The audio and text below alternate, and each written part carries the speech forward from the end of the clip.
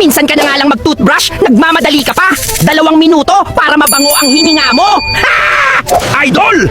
Ako ay basurahan! Kung kalat ka sa buhay, huwag mo akong idamay! Hoy, ano akala mo sa akin? Automatic car wash? Tabo at balde, besh!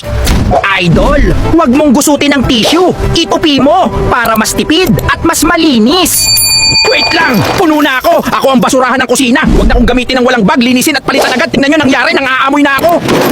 Ako ang mop. Huwag mo akong gamitin na tuyo. Pigain mo ako ng maayos bago ipamunas. At huwag mo ako nang itago na basa kasi babaho ako. Teka, Idol! Ako ang electric fan at sobrang init na ng room. Huwag mo ako paandarin ng 24/7, linisin nyo ako ng regular kasi kung hindi, susunugin ko itong bakla! Ano to? Bagong pauso? Cellphone nasa bigas! Lulutiin na ba ako? Silika gel at hangin lang, okay na ako! Aray, wag yan. Di mo ba alam nawawala oleophobic coating sa alcohol mo? Tubig o screen daddy lang. Okay na ko, pre. Grabe ka, buong gabi mo akong ni-charge. Uy, gumaan pakiramdam ko. Salamat, tatagal pa buhay ko. Grabe, ubus na naman ako. Nasisira ang puso ko pag lagi akong zero. You know, buti na lang may power bank dito.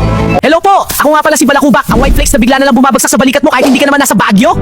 Nagtatanong ka siguro, bakit ka nandito sa ulo ko? Aba, madami akong dahilan, ha? Una sa lahat, tuyong anit! Pag hindi mo ako diniligan ng tamang shampoo, nagiging disyerto ang ulo mo, syempre magbabalat-balatan ako!